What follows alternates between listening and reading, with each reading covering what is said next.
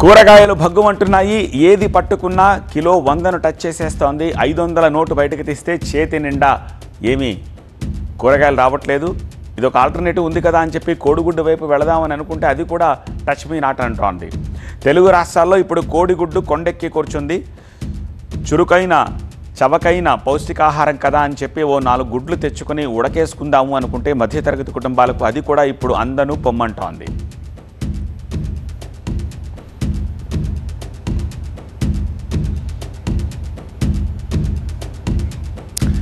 నమ్మండి నమ్మకపోండి, ప్రస్తుతం రీటైల్ మార్కెట్లో ఒక్కొక్క కోడిగుడ్డు ధర ఎంతో తెలుసా? హిస్టారికల్ రేటు 8 రూపాయలు. గత నెలలో ఇదే గుడ్డు 6 రూపాయలు ఉంది, ఇప్పుడు అది 8 రూపాయలు అయిపోయింది. మరో నెల రోజులు ఆగితే అది ఎంత అవుతుందో అంచనాలకు అందట్లేదు.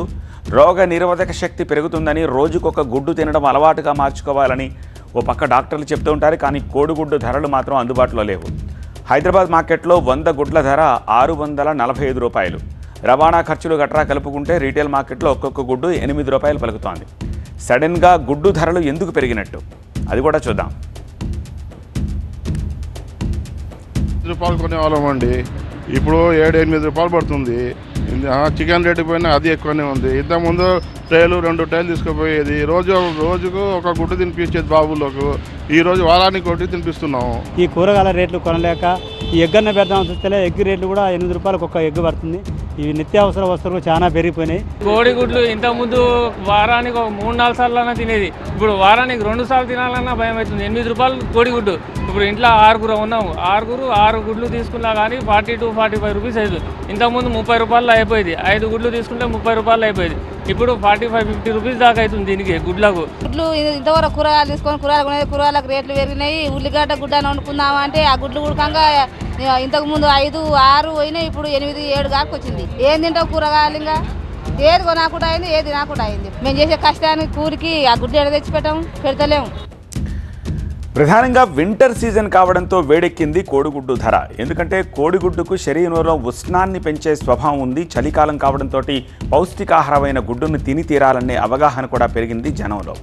వారంలో ఒకరోజు మాంసాహారం వండుకున్న 3-4 రోజులు కోడిగుడ్డు వంటకం తప్పనిసరి అయిపోయింది.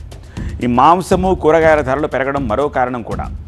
మాంసాహారులకు ఎక్కువ మంది, శాకాహారులకు కూడా కోడిగుడ్లే ఇప్పుడు ప్రత్యామ్నాయం అయ్యాయి.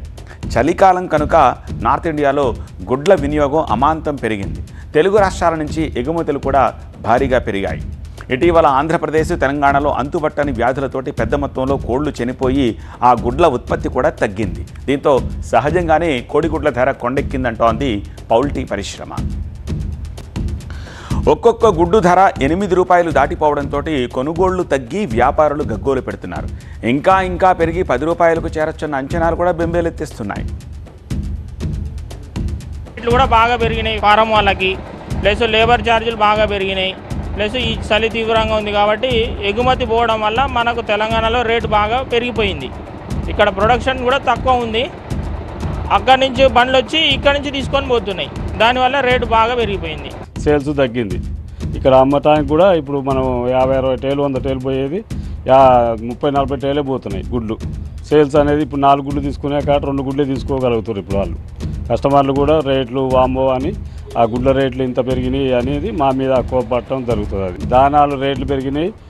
అప్పుడు మన పడ్డ ముసురులకి వర్షాల కాలం కోళ్ళు చచ్చిపోయి కోళ్ళు ఉన్న ప్రొడక్షన్ తగ్గి ఇప్పుడు చలికి బయటికి ఇస్తురు కాబట్టి మాకు అక్కడ పోతున్నాయి గుడ్లు అనేది చెప్తారు.